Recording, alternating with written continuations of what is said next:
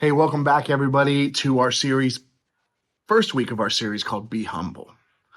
And through this series, we're going to be talking about how we can be confident and humble just like Jesus was. Jesus, who was God in human form, came to earth as a humble servant. Didn't come as a great king with many armies and much money. He was a carpenter's son. And he changed the world so much that our timeline is based on it. AD and BC, right? So I think that just looking at that shows how big of an impact Jesus has had on the world. And if you ask a believer, they're going to have their own story on the impact that Jesus has had on their lives. But where does being confident and humble play into all this stuff that I'm talking about?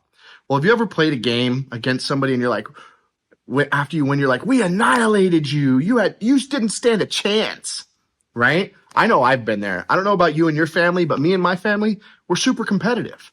We like to win. We play against each other and all kinds of stuff, especially Mario Kart.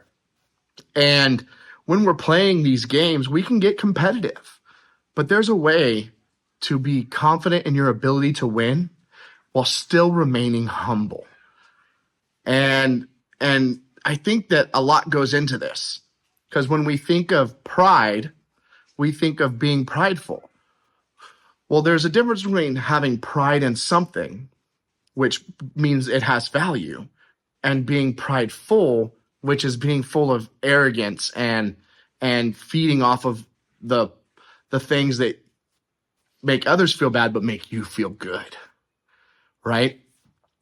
So to be humble and confident in those times, what matters most? Us winning? I don't think so. What others say, how good we are, the value that we feel we get from that.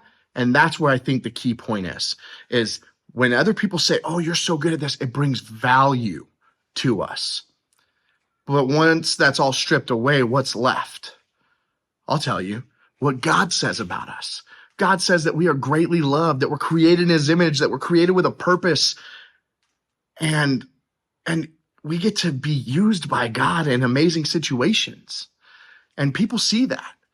And people are like, why is he so humble? Why is he so joyful? How can he be so confident all the time?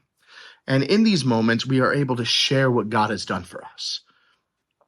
So when we create an attitude of humility, we can create a change in the world that surrounds us, because people will see that humility and they will value that.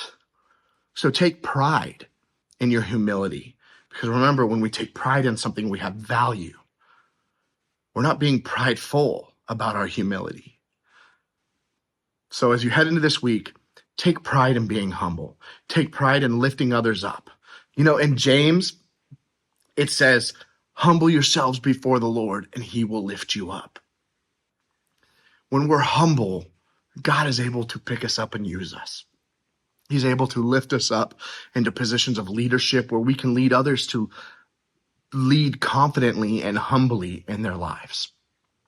So as you go into this week, find ways that you can be humble at home, at school, and around your teammates.